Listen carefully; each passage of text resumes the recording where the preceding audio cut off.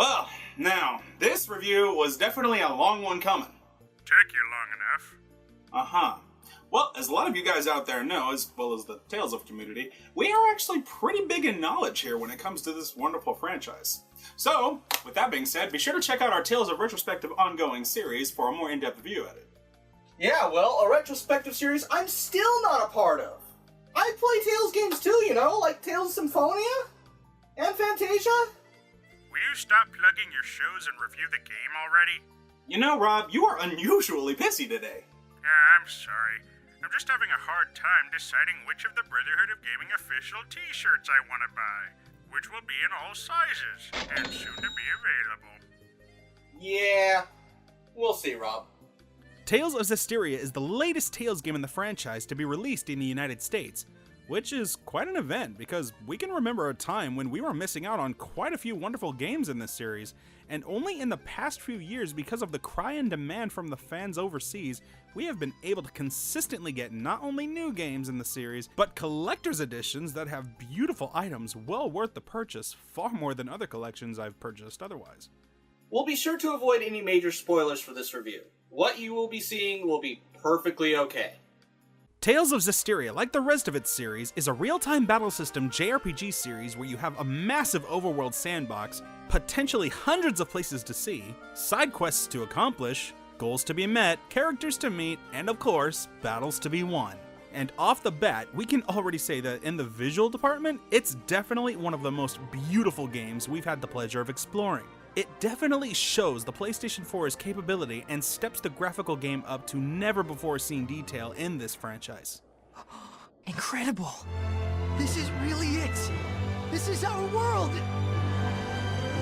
The wonderful mixture of images with creative designs used in the far-off distance gives the world a far more grand appearance than many other games try. The weather conditions also continue to keep the world alive with its sudden change, but also adding to this further is the NPCs and monsters wandering around.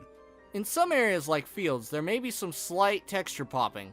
However, because of the world being so vibrant and fun to look at, this is hardly something worth mentioning to dampen it. If we're being completely honest, this is the first time in a long time graphics actually impressed us. Well done. I thought you always said graphics don't matter. Well, in the long run of things, they really don't matter that much. I mean, what do you get when you have a beautiful looking game with the greatest graphics out there, but the story is terrible, the gameplay is not memorable, and even the music is complete garbage? Well, you'd be getting pretty pieces of shit. Exactly! Don't get us wrong, you do want your games to look good, but graphics shouldn't be prioritized over everything else. I don't want to play a movie. Yeah, well anyway, let's touch upon the story a bit. Things like the story, which can heavily influence the drive gamers have, is definitely something to put focus on. The world of Zestiria is inhabited by humans, the spiritual, and the mythical. The humans live in blissful ignorance that beings called seraphim, which are higher forms of life whom wield magic, exist. However, they are worshipped in churches and prayed to like godly creatures, and in return, the seraphim would grant the humans blessings. Yet, seraphim are also invisible to humans.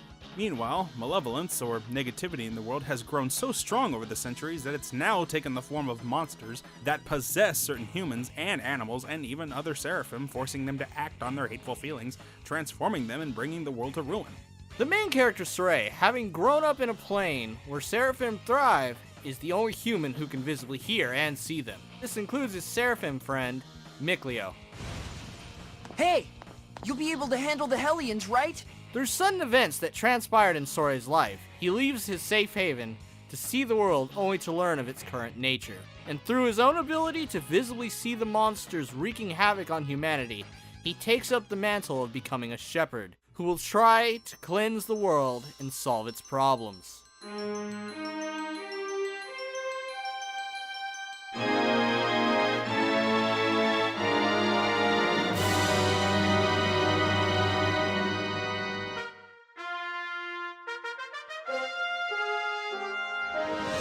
That's right. I am the shepherd now. Whether Saray succeeds or not is up to the player, and that's where the adventures, plot points, new faces, and friends truly begin. Now, the story of Tales of Zestiria is pretty good, especially with interesting characters keeping it going at a nice pace, while everything else, of course, is going at a decent stride as well.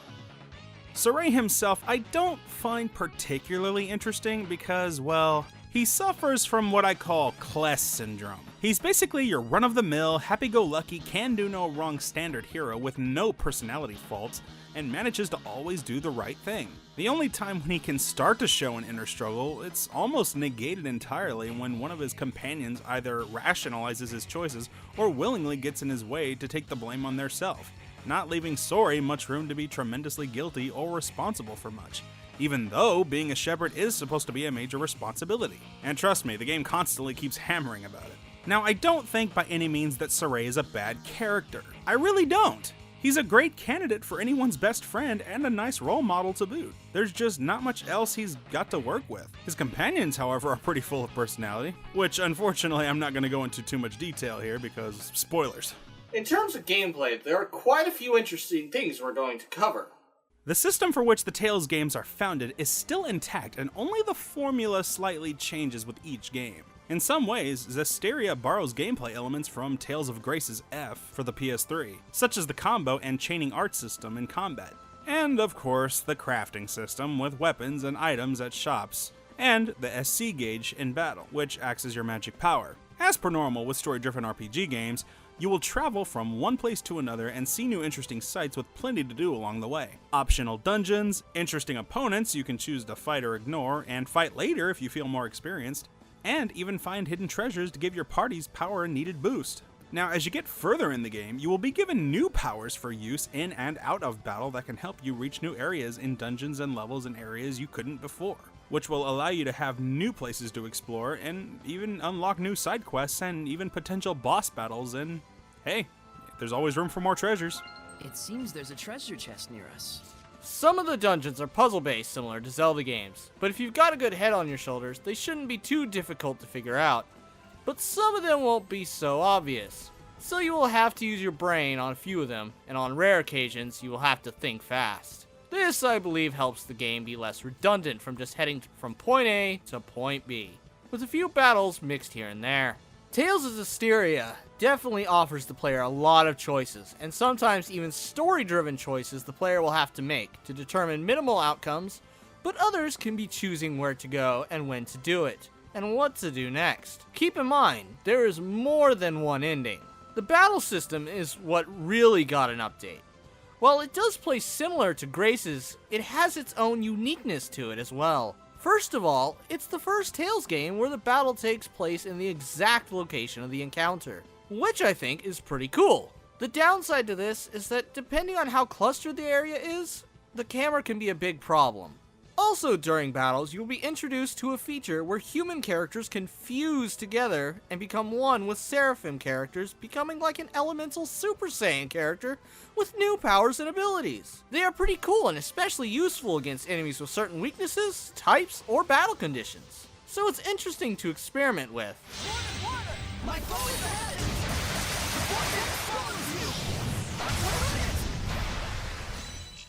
What a formidable opponent! As usual, when you're low on anything, you can buy items from Apple Gels and the usual to keep you in the game. Now, all of these are really nice and amusing things that keep the game fun, but there's one aspect that is probably the most confusing. The bonus skill and skill sheet menu. Even with a full-on tutorial, this went completely over our head, and to this day, we're still not entirely sure how to fully comprehend its use. I sort of get it in terms of that I know that on the grid each section has its own ability you can see, and when equipping weapons, armor, and anything else, it can change what's going to be used on the grid. Upgrading items and item swapping will also affect this. You can also stock powers on the grid, increasing your character's attributes by much, and allowing them to gain new powers. Each character has their own grid with abilities, and oh my god, this is way too much! Every weapon has its own bonus, and you can upgrade it to give it more bonuses, but that in turn affects the grid, making it even more of a chore to figure out what items and weapons best goes with what character, and it's far too ambitious, and I find myself just winging it and making it up as I go, trying to randomly pick and choose what looks good and just go with it. Apparently, if you have an alignment in a row like this, it gives you bonuses too, but so do all the others. Ultimately, it all boils down to playstyle. Like any old-fashioned RPG, the more you fight, the more experience you are gonna get, and you will level up, which will increase your characters anyway. If you're good at that, then it will be more than enough for you to complete the game, and trust me, you will barely even have to touch this grid. But if you can figure it out and use it properly, as well as manage all the synthesis item crafting, then it may be even further better for you. But as for me, this is busy work I never feel like doing, and it just hurts my head trying to even think about the hundreds of combinations that there could be. There are even charts for this stuff that people have made. What am I even looking at here? One could literally spend hours here. Yeah, no thank you. I would rather explore the world and level up and get stronger the old-fashioned way. And sadly, because I've been devoted to leveling up my equipment, which may have a cap in its use, it's rare that I may come across a new weapon that my current one isn't already better than. And even if it was, I've committed so much money and crafting into the weapon that it would almost be a complete waste to suddenly exchange it. And in turn, this also affects what enemies your weapons and armor will be likely to be most effective on. And it doesn't help that the grid system is using made-up names like Attack and Ledgeless. What the does that even mean? I hate the crafting in the grid system. You know, this wouldn't be so bad if it was a little more limited, but for some games, I get it. Games like Minecraft, where the whole idea is to craft things in order to progress, for those games, it works. But for games like Final Fantasy and the Tales series, it's just another unnecessary section of busy work that can potentially kill a game because not everyone feels like spending hours trying to see what's gonna possibly screw your character and party simply because you made a bad call on what goes with what in your pages of abilities. Maybe I'm just speaking for the vocal minority here, and others can figure this out like that. And if you can, far more power to you. But I know I'm not the only one that hates when games that already worked well took a needless gimmick and decided to slap it on. When I play a Tales game, I come for the story, the characters, and the very fun open world where I can explore vast fantasy-like locations with some awesome adrenaline-rushing battles. What I don't want is to have a pen and notebook and writing down pages of item synthesis combinations that affect every aspect of my characters. Other Tales games don't put you through this mess. Hey, are you okay? Yeah. Well, how is the music? Oh, the soundtrack is really great. Oh yeah, definitely. The soundtrack is implemented into the story very well, as well as the level layouts and the dungeons, even the battle music to keep you enthralled into the story and the gameplay. So, is Tales of Zestiria worth getting? Honestly, Yeah. The world in which you can freely roam is so huge and is very non-linear in that regard. You do have a button and a map that gives you locations of areas of interest, and if you're in the right area, a gold star to give you an idea of where to go, and a purple star for side quests. Also on the world map, you can find optional dungeons you can explore and also take part in challenges for characters. So no doubt there is a lot of fun to be had and a lot of sights to see. Some areas should be explored when you have more power-ups though, as the conditions for areas could be difficult. Despite our opinions on certain elements, the game offers so much that it still is a fun time exploring it. Like I said, I tend to wing it when it comes to all the synthesis stuff, and in doing so, you will probably be fine anyway. The playstyle is all about choice, and if you were good at JRPG games before, then you should have little trouble adapting. There are various other skills and abilities the characters can use, making the venture easier to understand and accomplish, so it's not all a head-scratcher. Because there are ability pages that have very simple mechanics. The battles have fun monster designs and a nice way to take them all on that makes friends joining in even more enriching. Zestiria is a game anybody can pick up and play, granted your patience for understanding its inner systems may make or break your desire to do so, but the story is fun, the characters are interesting, and the world is simply amazing. The combat is simple to understand and is very fast-paced. It's very inviting and easy to adapt to as the combo system is very simplistic, and the arts or magic powers can also be used simply with a button like the other Tales games before it. And of course, you can choose to map out your powers in the character ability menu. Also, you can change up the battle strategies on the fly as well for your party. As reliable as the party is on their own, especially when you've got them strategized, I still enjoy the multiplayer aspect to it more and would rather have friends to join in on the fun. But that's just us. Over the course of many Tales games, some fans are very critical of games while others are more forgiving.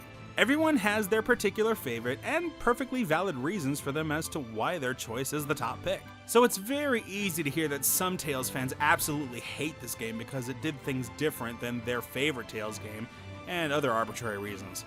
The opposite will claim that Tales of Zestiria is a great game because it tries something new. In our eyes, is Tales of Zestiria perfect? Our response? What game is? It has its fair share of issues, depending on who you ask. Like every game nowadays, you won't appeal to everyone, but it's definitely not a bad Tales game either. Far from it. We wouldn't even qualify Tales of Zestiria as being near the list of failures. We do say it's a game definitely worth playing, and a game you should definitely try so you can draw your own conclusion. Don't let random Facebook review posts or others influence your opinion, as we all have our own and should flesh it out.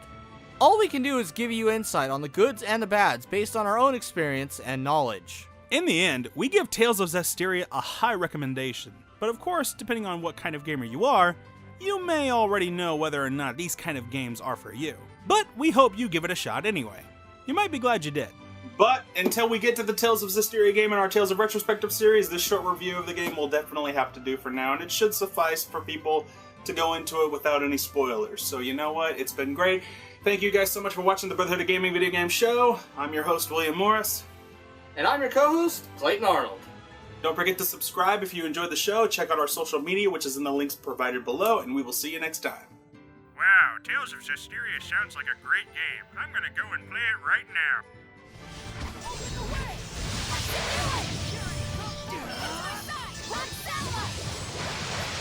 This isn't over! It won't end here! Just one shot.